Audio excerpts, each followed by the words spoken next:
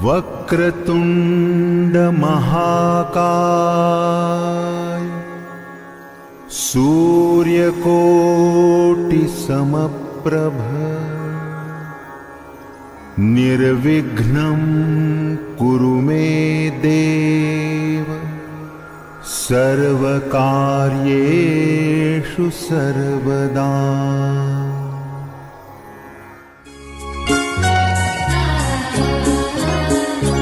गुरुदेव दया करके मुझको अपना लेना। गुरुदेव दया करके मुझको अपना लेना। मैं शरण पड़ा तेरे चरणों में जगह देना।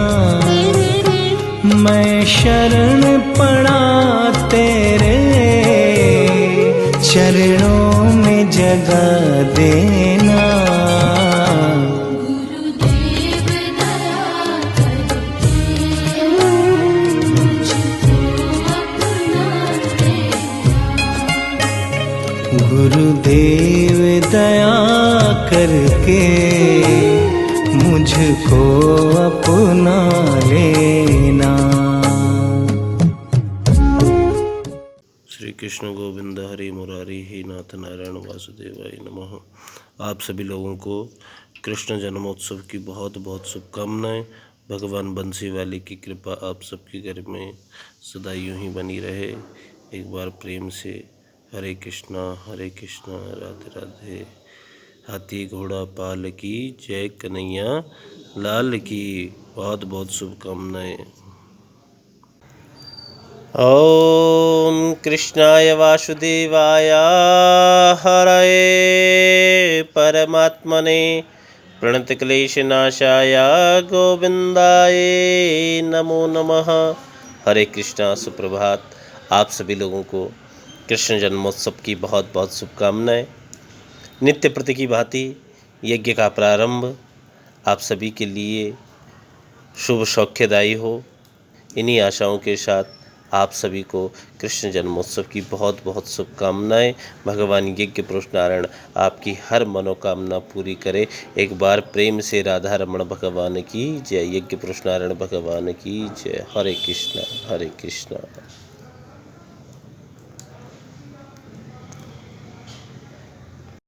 हरे कृष्णा कृष्ण कृष्ण हरे हरे।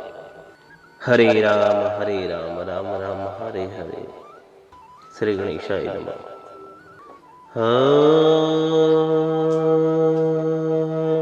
मंगलम भगवान विष्णु मंगलम गरुड़ध्वज मंगलम पुंडरीकाक्ष मंगलाय स्तनोहरि। परम मंगलमय परात्पर अखिलेश्वर कारण करुणा वरुणालय भक्तों पर कृपा करने वाले कृपा के सागर श्याम सुंदर के चरणों में बारंबार वंदन। प्रभु की वांगमय स्वरूपता को प्राप्त श्रीमद् भागवत महापुराण को कोटि कोटि वंदन। मातृ पितृ चरण कमलेभ्यो नमः। इष्ट देवता कुल देवता ग्राम देवता स्थान देवता वास्तु देवता सर्वेभ्यो देवीभ्यो नमः। यूट्यूब फेसबुक व्हाट्सएप के माध्यम से आप लोग अपने घरों में कथा श्रवण कर रहे हैं। आप सभी लोग भी साधुवाद के पात्र हैं। भगवान बंसी वाले से यही प्रार्थना करूंगा, भक्ति का संचार सदा आपके हृदय में यूं ही ओतप्रोत होता रहे। सदा निरंतर आपके हृदय में भक्ति यूं ही विराजमान निरंतर बढ़ती रहे। इन्हीं आशाओं के साथ यही प्रार्थना लेते हुए कोविड-19 जैसी महामारी से समस्त विश्व जूझ रहा है और आप सब भी प्रार्थना कर रहे हैं अपने घरों में। आपकी यह प्रार्थना फलीभूत होगी। विश्वासम सर्वत्र फलदायका। विश्वास में परमात्मा का वास है और भक्ति में इतनी शक्ति है कि असाध्य पर भी विजय प्राप्त करा देती है। समस्त चिंताओं को छोड़कर आइए चिंतन करते हैं। मेरे कष्ट तू मिटा दे दुनिया बनाने वाले, मेरे कष्ट तू मिटा दे, दुनिया बनाने वाले। ये डोर जिंदगी की मेरे श्याम के हवाले। ये डोर जिंदगी की मेरे श्याम दे हवाले। ये डोर गोविंद के हाथों में दे दीजिए, सब परमात्मा के हाथों पर छोड़ दीजिए। वही करता वही धरता, त्वमेव माता च पिता त्वमेव, त्वमेव बंधुश्च सखा त्वमेव, त्वमेव विद्यां द्रवणं त्वमेव, त्वमेव सर्वं मम देव देव। आज पंचम दिवस की कथा हम सब के लिए मंगलकारी हो, इसलिए परम ठाकुर जी की कथा समस्त दुखों का निवारण करती है। पुराण किसे कहते हैं कि जिसे सुनने के बार बार बाद भी हर बार जिसे सुनने पर नया लगता है, नीतम नीतम नवनीतम, वही पुराण होता है। ध्यान देंगे सभी लोग। एक सुमन नाम की कन्या थी, 4 दिन से बीमार थी। न उसे भूख रही, न प्यास, नींद भी न रही। अच्छी भली थी, सेहत भी ठीक थी, 4 दिन में ही सूख गई। रंग कैसा पड़ गया, काला। कितने वैद्य आए पर उसकी बीमारी का कारण नहीं ढूंढ पाए। माता पिता भी चिंता में मरे जा रहे थे। बात यह थी कि अगले ही महीने सुमन का विवाह होने वाला था। नदी पार के गांव के ही लड़के से विवाह तय हुआ था। भाई यह था कि यदि ससुराल पक्ष में इसकी बीमारी की सूचना पहुंच गई तो कहीं न कहीं विवाह से इनकार न कर दे। आज सुबह गुरुजी आए, माता पिता चरणों में पड़ गए और रोने लगे। गुरुजी ने सांत्वना दी, कहा चिंता मत करो, सब ठीक हो जाएगा, सब ठीक हो जाएगा। मुझे ये बताओ कि जिस दिन ये बीमारी हुई उस दिन क्या हुआ था? उस दिन हुआ क्या था? माता ने बताया उस दिन शाम को यह अपनी सहेली सरला के साथ छत पर खेल रही थी। जब नीचे आई तो चेहरा उतरा हुआ था, बस तभी से बीमार है, तभी से।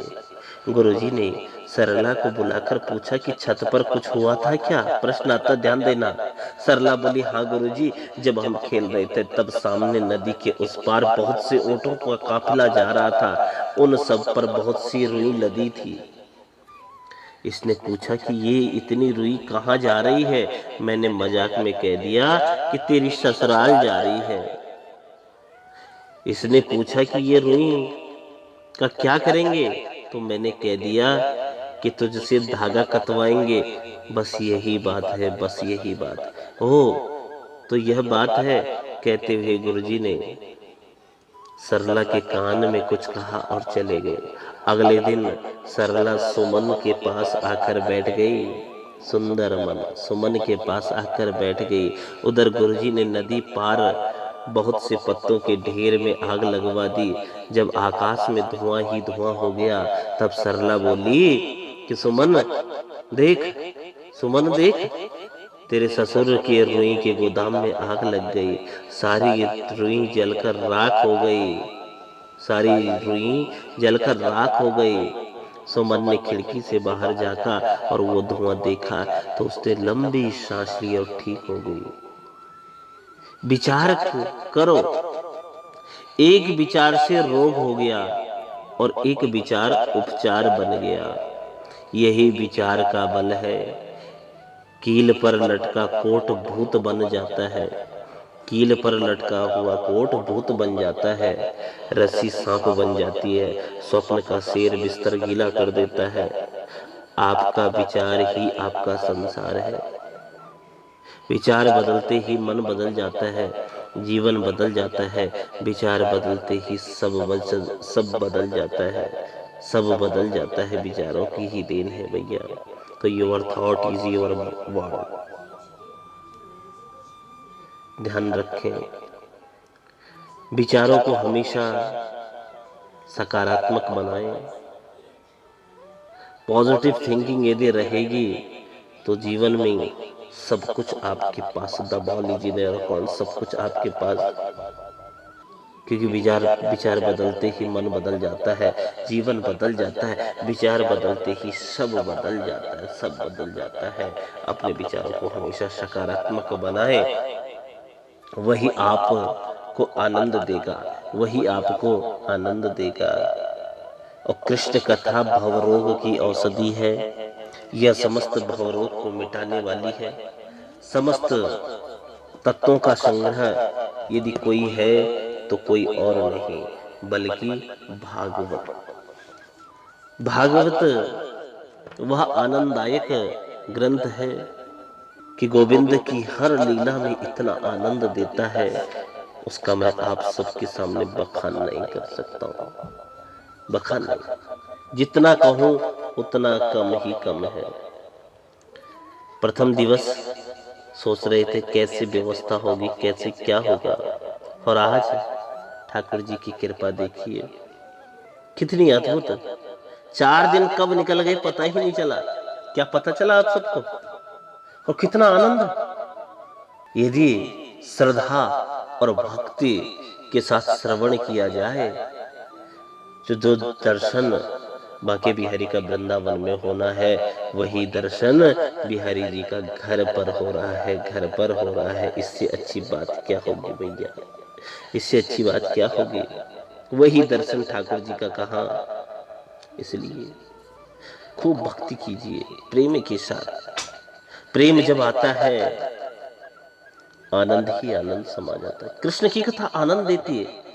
प्रेम जब अनंत हो गया, रोम रोम संत हो गया।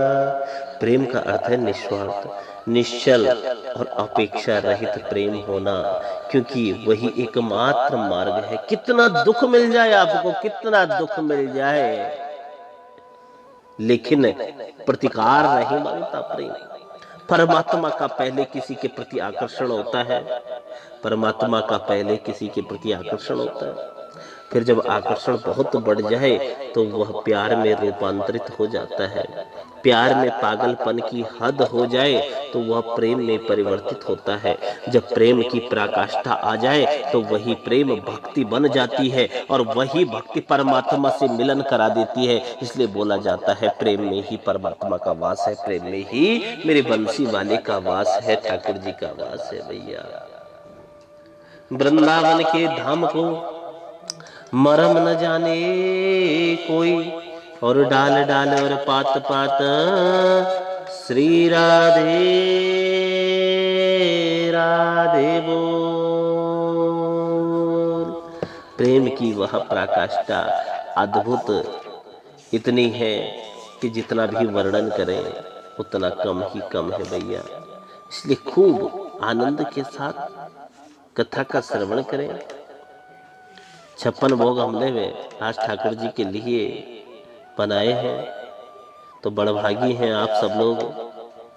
ठाकुर जी का यजन पूजन खूब बढ़िया ढंग से कीजिए, क्योंकि कर्मण्ये वाधिका रस्तेषु मा फलेषु कदाचन। कर्म आपने किया है, कल्प वृक्ष आपने अपने घर में लगाया है, और जिस कल्पना से लगाया है तो आपकी वो कल्पना तो मेरे बंसी वाला पूरा ही करेगा ना। वो तो उस कल्पना को आपकी पूरा ही करेगा। इसमें कदापि संशय नहीं है, इसमें कदापि संशय नहीं है। इसलिए नित चलते उठते बैठते प्रत्येक परिस्थिति में ठाकुर जी का ध्यान बनाए रखें।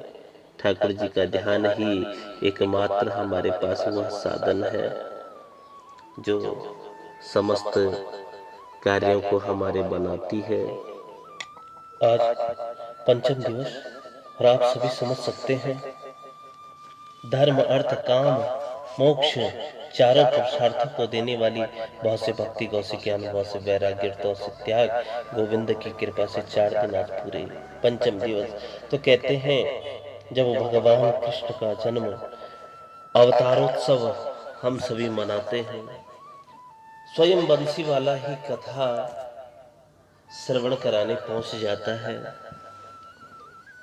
बस आपको तो इतना कहूं और एक ही संदेश इस कोविड-19 में आप सबको देना चाहता हूं। समस्त विश्व में जो महामारी है, बस इतना समझ लीजिए,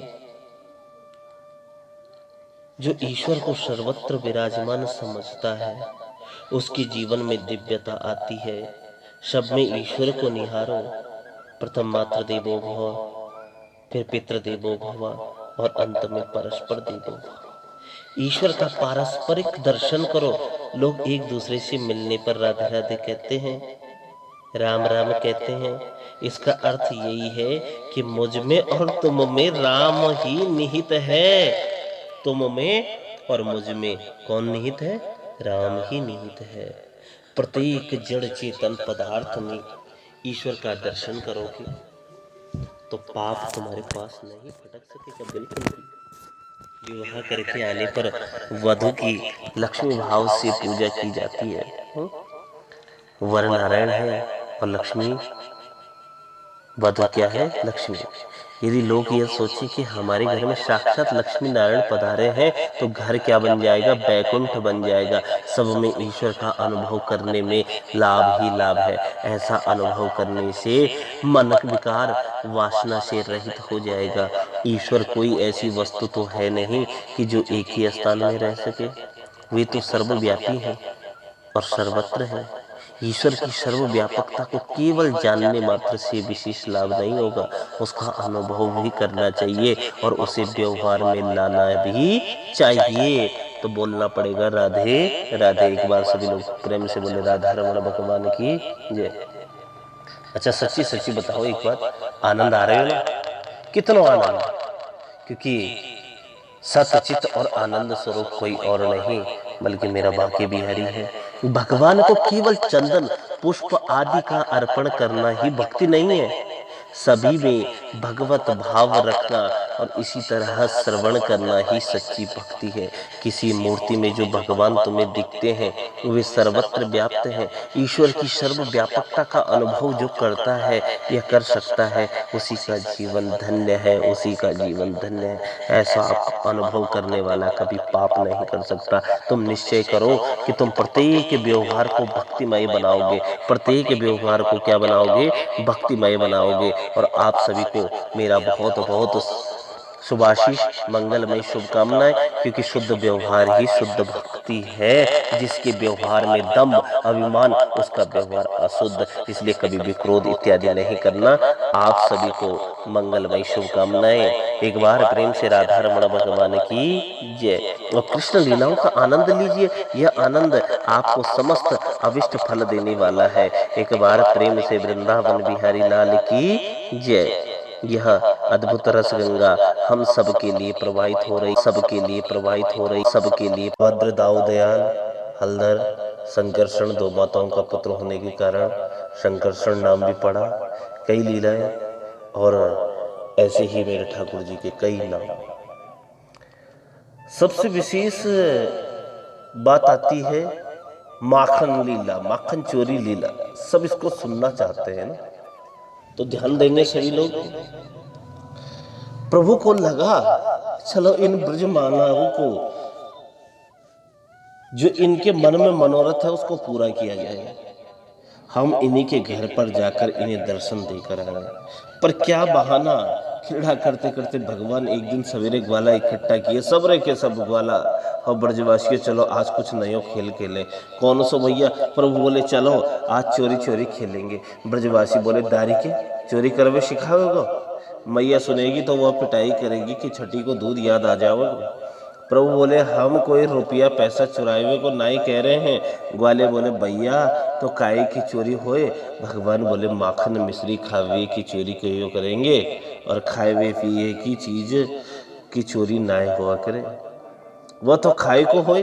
ब्रजवासी बोले तो तेरे घर में का भूखमरी पड़ गई क्या? 9 लाख गाय तेरे नंद बाबा के यहाँ है, दूध दही के भंडारे भरे पड़े हैं और तो चोरी करके खाएगा?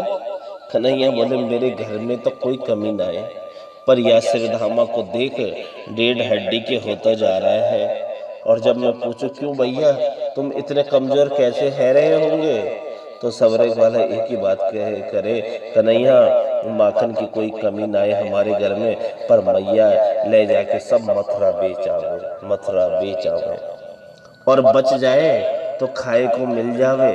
कन्हैया बोला कितनो गलत बात है, अरे गैयन की सेवा करवे को हम ग्वाला और गोरस खावे को मथुरा के लाला। ऐसे ही बेचते रहेंगे तो मथुरा के लोग तो पहलवान बन जाएंगे और हम सब बेच के डेढ़ हड्डी के कमजोर है। ये बात ठीक ना है। गौ सेवा हम करेंगे तो गोरस को आनंद भी हम लेंगे। सब ग्वाल वालन ने एक स्वर में कहा ठीक है लाला, तेरी या बात में तो दम है भैया, चल कौन के घर में चोरी करे। कन्हैया बोले पहले अपने ही घर में चोरी करवे को अभ्यास कर लो सब लोग अपने अपने घर में जब चोरी करवे में सफल है जाएंगे तब पड़ोसी के घर में सोचेंगे, पहले अपने घर से, है ना। सब ग्वालन ने अपने अपने घर में चोरी करी, कछु सफल भई, कछु विफल भई, कछुअन की पिटाई भई और दूसरे दिन इकट्ठे होकर सब अपनी अपनी सुनाए हुए लगे। आज मुँह पर ये बीती, मुँह पर ये बीती। एक छोरा बोलो कन्हैया जन्म कर्म में पहली बार तो चोरी करी तो मैया ने पकड़कर वो पिटाई करी कि मेरी पीठ लाल कर दी। कन्हैया बोले जा दारी के, पहली बार चोरी करी और पिट के चले आयो। ब्रजवासी बोले लाला हमारे बाप दादा ने कबहू चोरी करवो ना सिखाओ। कन्हैया बोले तो ठीक है, आज से प्रशिक्षण चालू, हम सिखाएंगे सबको, चलो मंडली बनाओ, विद्यालय में भर्ती है जाओ। आज से यह मंडल को नाम पड़ गया बाल गोपाल चौर विद्या प्रचार मंडल। चौर विद्या का प्रचार करेंगे, हम आपको चोरी में निपुण कर देंगे। फिर क्या था महाराज, मंडल के सदस्य बढ़ते चले गए और घर घर में माखन चोरी लीला प्रारंभ हो गई। बोलो कृष्ण कन्हैया लाल की। भगवान ने व्रजवामाओं को मनोरथ पूर्ण करने के लिए ही माखन चोरी लीला करी। ध्यान देना, अब तो गोपियन को जब भी दर्शन की उत्कंठा जागे सभी गोपियां इकट्ठा होकर शिकायत के बहाने दर्शन करवे। घर में ही आ जाए तो अरे यशोदा रानी मैया दौड़ी आई, आओ बहन आओ, सबकी सब आज कैसे दर्शन, आज सबकी सब कैसे, क्या बात है गई, कछु बताओगे या नहीं बताओगे। सब अपनी अपनी शिकायत कह रही हैं और बड़ा सुंदर शब्दों के आज कन्हैया मैंने तो मनोरथ पूर्ण करने के लिए ही आज मानो गोविंद मन ही मन कह रहे हैं कि सबको मनोरथ पूर्ण करने के लिए ही ये लीला रची है। और आज सब गोपियां बता रही हैं, गोपियां बोली तेरे लाला के गीत गाए हुए ना आई, तेरे लाला की करामत सुनाए हुए आई है। सुनिए यशोदा, हम कोई चुगलखोर ना है जो काऊ की पीठ पाछे छिपाई चुगली करके भाग जाए। अरे हम जो भी शिकायत करेंगे तेरे लाला के मुंह पे करेंगे। बोल कहाँ है तेरा छोरा, निकाल माँ को बाहर। सो ही मैया आवाज लगा, बेटा कन्हवा, ओ कन्हवा।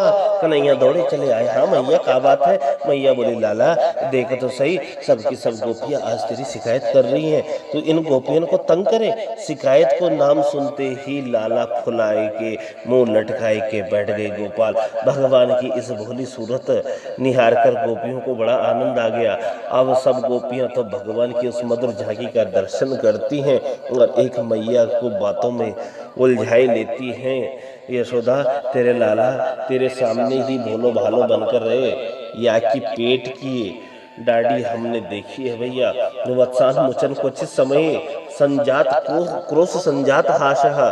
एक गोपी ने शिकायत की। प्रथम गोपी बोली मैया तेरा छोला आयो और या ने मेरे घर के सवरे बछड़ा खुलकर भाग गए। मैया हंसकर बोली तो गैया दुहवे को जाए रही होगी तो सो मेरे छोरा ने बछड़ा खोल दिए होंगे, क्या की आदत है। गोपी बोली ना मैया, अरे दूध दोहवे को समय ना होए तब खोल के भाग आया, और जब मैं गैया दोहवे जा रही तब मैंने आवाज लगाई लाला नेक बछड़ा खोल दियो।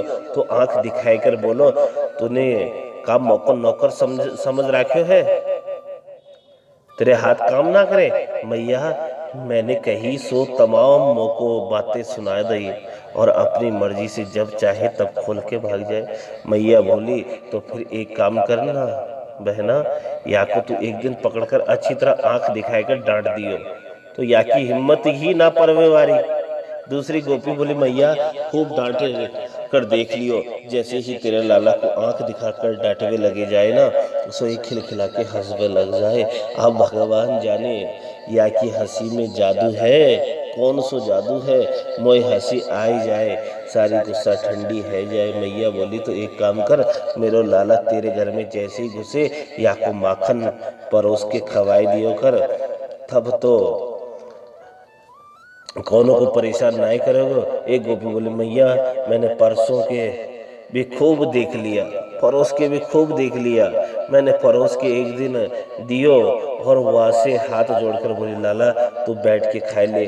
सो आंख दिखा के बोला ए गोपी तेने क्या मोई भीख मंगा समझ रखियो है, मैं का भूखा मरूं तो आके मेरे घर में खाए जाए, मैं काऊ के घर ना खाऊं। मैं बोले लाला तू ऐसे इतने बड़े बाप को छोड़ा है तो चोरी काय को करे, तो तुरंत ही हंस के बोले चोरी के माल में स्वाद ही कुछ और होए। अब बताओ मैया परोस के देव तो मुंह फेर के बात बनाए के चले जाए और बाद में चोरी करवे खाए, मैया को बड़ो आनंद आवे। मैया बोली तो अपने माट मटक्का को छीके पर क्यों नहीं लटका दे। एक गोपी बोली मैया खूब छीके पर लटकाए के देख लियो, तू न जाने तेरो या छोरो ने एक मंडली बना रखी और सबरी मंडली को लेके जब हमारे घर में आवे और मटका छीके पर जब दिखाई पड़े तो तगड़े छोरन को घोड़ा बनाए हुए और वहां के ऊपर दूसरों खड़ो करो और वहां के ऊपर तीसरों खड़ो करो और सबके ऊपर ये अध्यक्ष महोदय जाए के खड़े हो जाए। सो ही या के हाथ में मटका आ जावे, खानो प्रारंभ कर दिए और टपका टपका के अपने मंडलन को खवाए के प्रारंभ कर दे।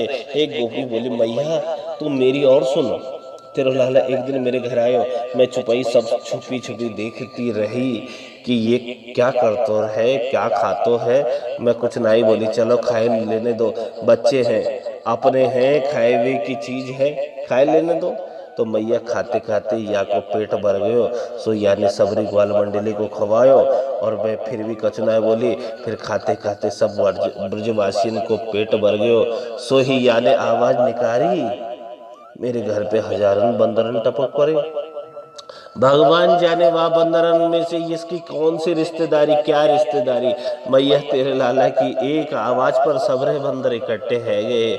मैं फिर भी कुछ ना बोली, चलो खाए लेने दो। पर बंदरन भी जब खाए करके थक गए, पेट भर गयो, सो सूंघ सूंघ करके मटका भागवे लगे। बंदरन जब मटका सूंघ के भागवे लगे, सो ही तेरे लाला ने मटका उठायो और बंदरन की तरह ये भी सूंघने लगो। और मटका को सूंघते ही नाक सिकोड़ के बोले राम राम, इतना सड़ो सड़ायो माखन घर में रखियो है या बंदरन को ना खावे, और ऐसे सड़े माखन को कोई आदमी खाएगा तो बीमार ना पड़ेगा, क्या जरूरत है ऐसे सड़े मटकन को घर में धरवे की। सो धड़ाम से मटका पटक कर भाग गए। अब बताओ यशोदा स्वयं खावे, ग्वालन को खवावे, बंदरन को लुटावे और बाद में सड़ो माखन बताए कि मटका फोड़ के भाग जावे। एक गोपी बोली मैया मेरी सुन लो, मेरे घर में ना गैया ना गोरस, दूध दही की कोई कमी ना है, मेरे घर में तेरो छोरा घुसायो। अब यानी घर के कोनों कोनों में एक एक करके छान मारो पर खाए को कुछ ना मिलो। जब बड़ी देर तक कुछ ना मिलो, अब या को बड़ी गुस्सा है, अपने सकन पे बोलो राम राम, ये घर है कि मरघट्टा, 2 घंटा हो गए घूमते घूमते एक खावे की चीज ना मिली, भूख लग रही है, ऐसे घर में तो आग लगाए देनी चाहिए। अब गुस्सा के मारे या को जब कुछ ना मिला, सो कमरा में घुस गए। संयोग से वह कमरे में मेरी बड़ी छोरी गहरी नींद में सो रही, वहाँ की चुटिया नेक ज्यादा लंबी, सो तेरे लाला ने धीरे से वह छोरी की चुटिया पकड़ी और खटिया की पाटी से बांध दी, और छोरी तो गहरी नींद में सोती रही। अब छोरी की चुटिया खटिया में पटिया से बांध दी और जाते जाते वह लाली के कान में आके बोले हो, और हवा कह के भाग गई। और छोरी एकदम हवा के नाम से डर गई और जैसी खड़ी सो चुटिया तनी, और वह छोरी न समझ के हवा न पाकर पकड़ लियो, हवो ने पकड़ लियो। अब चिल्लावे लगे मैया दौड़ियो दरियो, और मोको हवा ने पकड़ लियो। ते मेरे तो पसीने छूट गए, हे भगवान कौन सो हवो घर में घुस गए, दौड़ी दौड़ी भागी भागी आई, तब तक तेरा छोरो भाग तो नजर आयो। सो ही सब समझ गई मैंने दौड़कर लाली की वह बंधी वही चुटिया खटिया से तुरंत खोल दी और मैं बोली लाली कोई हवा ववा ना, ये नंद को छोरा घर घर हवा बनो डोले, तेरी चुटिया या खटिया की पार्टी से बांध दी। जब वह छोरी ने पूरी बात समझ ली तब छोरी की सांस में सांस आई। तो मैया जा घर माखन होए वह परेशान है, और जा घर माखन ना होए वह के छोरे छापरन को रुलाए के भग जावे, तेरो लाला के काम कहाँ तक सहन करे।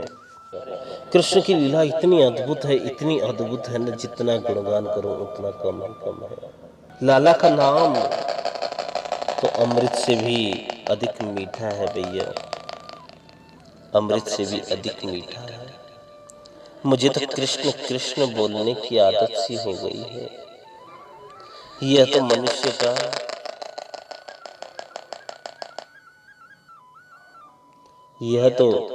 मनुष्य का स्वभाव,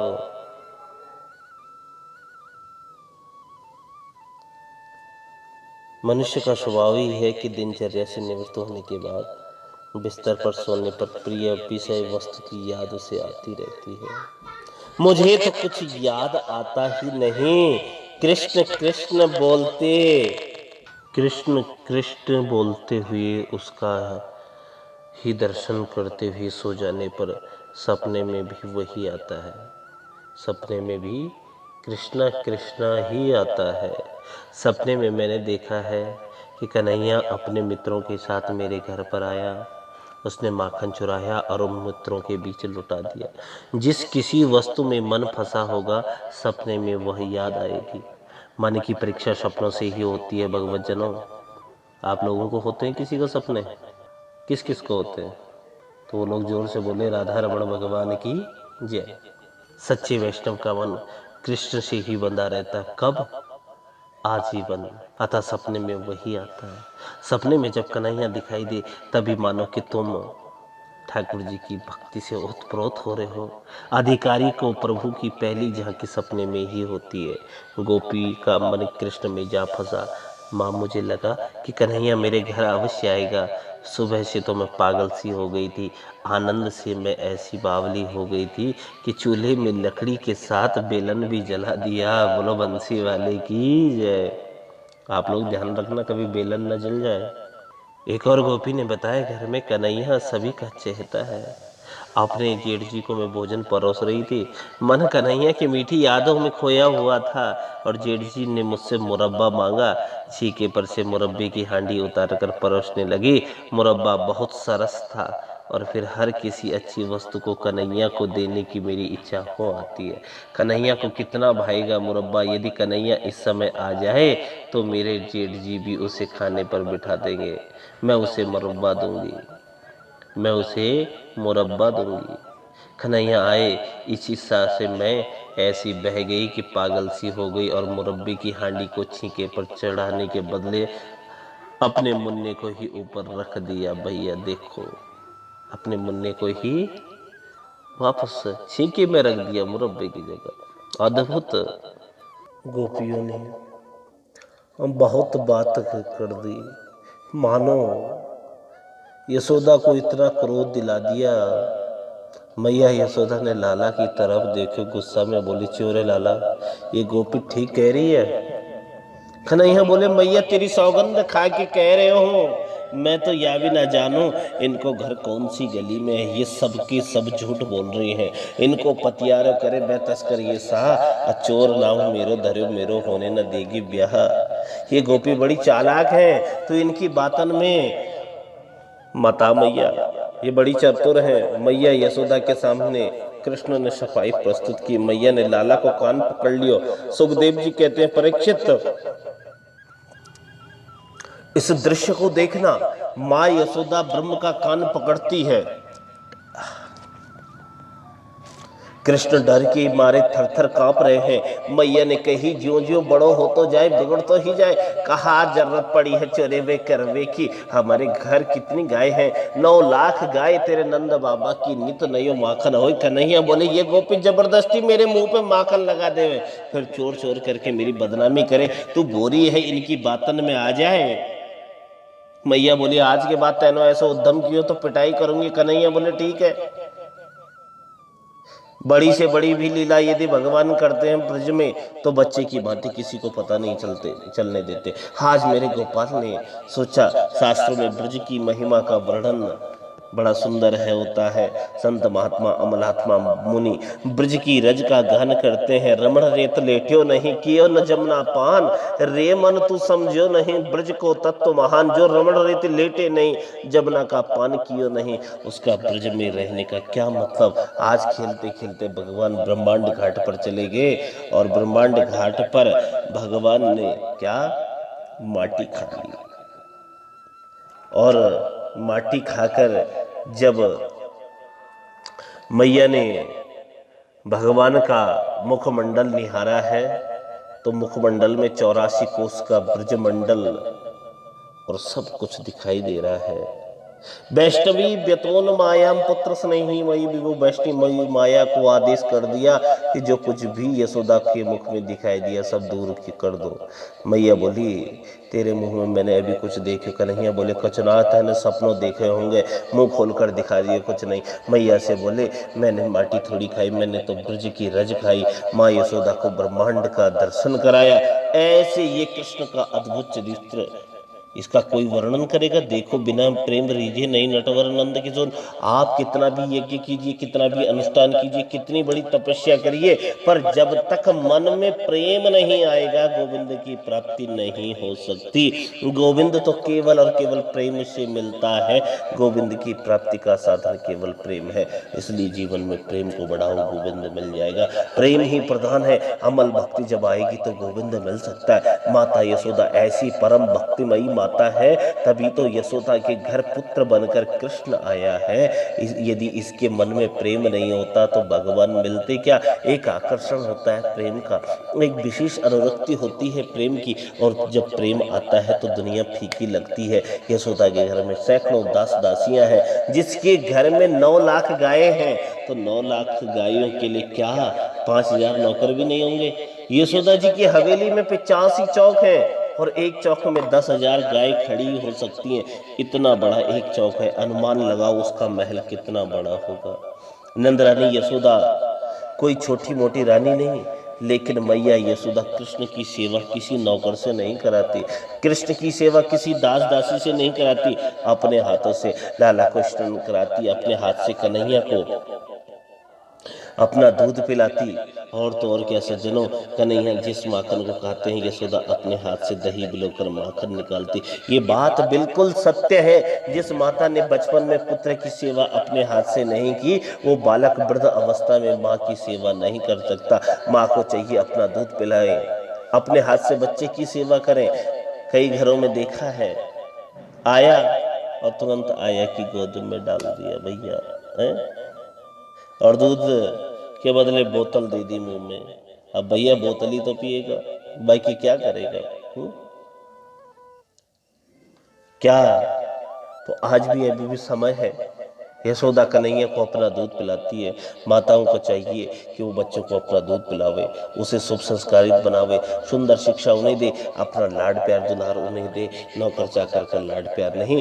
उससे बच्चा संस्कारित बनेगा और माँ की सेवा करेगा। मैया ने रात्रि में दूध पिलाकर सुलाया और दही बिलो रही है। लाला उठेगा तो माखन मांगेगा। देखो, मनसा वाचा कर्मणा 3 प्रकार से भक्ति होती है। यशोदा जब दही बिलो रही है तो मन में सोच रही है कि लाला उठेगो, माखन मांगेगो, बड़ा उद्यमी है, कैसे कैसे नाच नचावे, सबको घर में खिलावे, ये सोच रही है। मन में वाणी से कृष्ण कथा का गान कर रही और हाथ से लाला की सेवा कर रही है, अर्थात दही बिलोकर सेवा करने। मनसा वाचा कर्मणा, तीनों को कृष्ण की सेवा में लगा दिया। मनसा वाचा कर्मणा। लाला ने देखा बहुत देर से मैया दही बिलोरी तो उठकर आए। रात्रि को सोते समय मैया कृष्ण की आंखों में काजल लगाती है। सो सवेरे उठते ही कन्हैया दोनों हाथन से आंखें मलकर आए तो जगन्नाथ भगवान सी गोल गोल आंखें बन गई, बड़ी बड़ी है।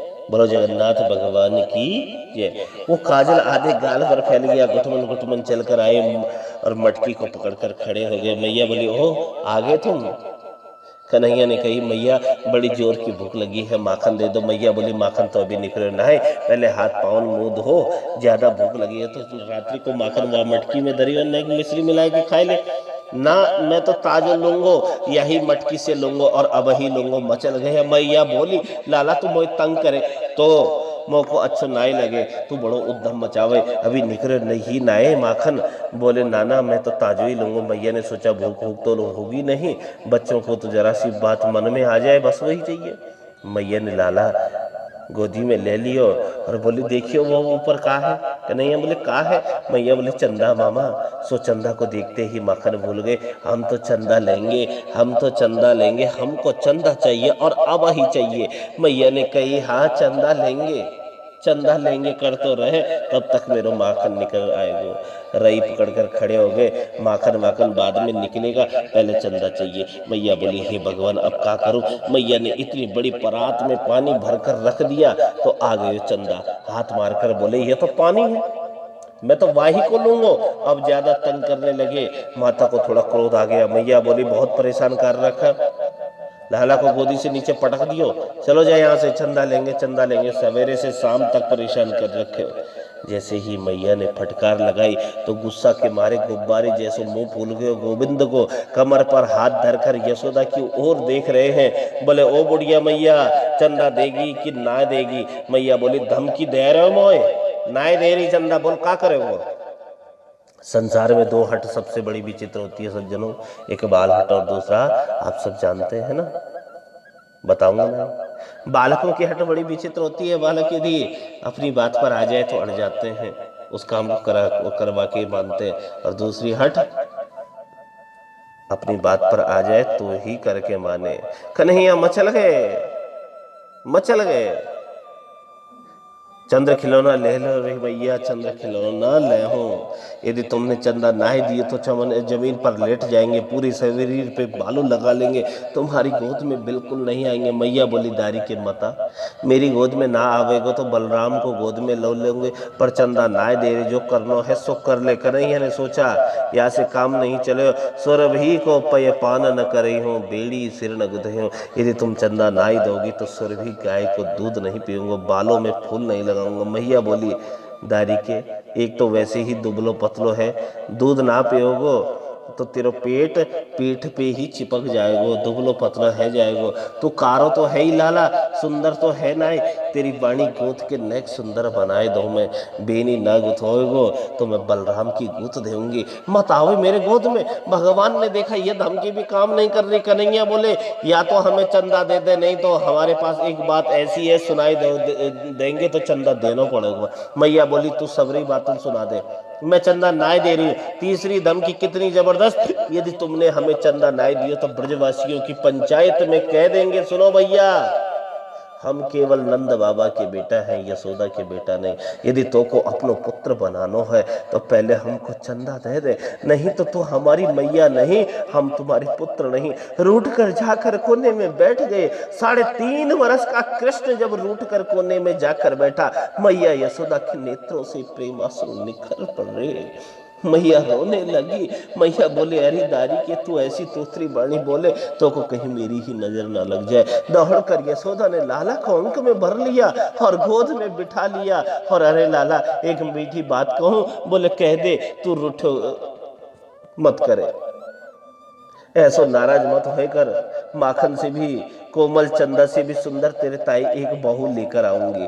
बहू का नाम सुनते ही चंदा भूल गई, बहू लेंगे बहू लेंगे, हम तो बहू लेंगे। मैया हंसकर बोली मोद होवे तो आवे ना और बहू लेंगे लाला, भोजन तो मैं अपनी गोद में बिठा कर कराऊं और भोजन करनो आवे ना बहू लेंगे। मैया बोली तू जाने बहू कैसी होए, बहुत लंबी होए बहू, तू तो छोटो सो है लाला, बहू तो बड़ी लंबी होए। कन्हैया बोले हम छोटे हैं तो बहू भी छोटी ही लेंगे। मैया बोले ठीक है, आज माखन बाद में निकालूंगी, आज तो को बहू ही ले आऊं, बता कितनी बड़ी बहू चाहिए। कन्हैया बोले इतनी बड़ी बहू ले आइयो जो हम गैया चरावे जाए करे तो जेब में धर के ले जाए करे। मैया बोली दारी के गुड़िया की कह रहे दिख के, सो लाला को गुड़िया हाथ में दे दी। सब भूल गए, 3.5 वर्ष का बालक क्या जाने बहू क्या होती है, अब सब भूल गए। कन्हैया माखन चंदा और यशोदा की गोद में चढ़ गए। बोलो कृष्ण कन्हैया लाल की जय, राधा रमण भगवान की जय। अद्भुत लीला है, अद्भुत लीला है।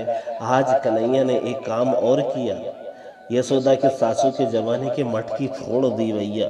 कितनी विचित्र लीला है, जब कृष्ण ने मटकी को फोड़ दिया, कन्हैया बोले मैंने तो सोचा था खाली आवाज करेगी, या मटकी तो पूरी फूट गई। माँ ने अब पिटाई होगी, और पिटाई होगी तो छठी को दूध याद आएगा। इसलिए का मालूम क्या किया, कोई कोई बच्चे बड़ी चालाक होते हैं, गलती करने के बाद अपने आप ही रोना शुरू कर देते हैं, ताकि माता पिता उसे रोता देखकर पिटाई न करे। ऐसा ही गोविंद ने क्या किया, भित्वा मृषाश्रु, झूठे के आंसू, भित्वा मृषाश्रु। आपको मालूम है झूठे के आंसू कैसे होते हैं? हाँ, कहीं ना भी आ रहे हो ना आंसू, तो कई लोग क्या करते हैं, थूक लिया उंगली में और ले आंखों पे मल दिया, और बहन मुझे भी बड़ा दुख है, मुझे भी बड़ा दुख है। भित्वा मृषासु, झूठे आंसू ऐसे होते ना। कन्हैया ने झूठे आंसू लगा लिए और चेहरा बना लिया बिल्कुल रोने जैसा। फिर सोचा कितना भी रोए, कितना भी आंसू लगा, मैया बिना मारे नहीं छोड़ेगी। सो दूसरे चौक में चले गए। दूसरे चौक में उखल रखा हुआ था, उलूखल। उल्लू वो होता है जिसे दिन में दिखाई नहीं देता, और खल वो होता है जिसे न दिन में दिखे न रात में दिखे, है ना। उलूखल पर न दिन में दिखे न रात में, और उलूखल पर चढ़ करके कृष्ण गोविंद दोनों पर कृपा करते हैं। गोविंद दोनों पर कृपा, बंदरन को माखन लौटा रहे हैं रामचरित्र में। इन्होंने मेरी बहुत सेवा की। इधर यशोदा ने दूध की मटकी चूल्हे से उतार कर रखी और चौक में आकर दही की मटकी फूटे हुए देखा। सुखदेव जी कहते हैं मटकी को फूटा देखकर यशोदा को क्रोध आया। मटकी को फूटी देख और दही को फैलाकर देख यशोदा जोर से हंसी।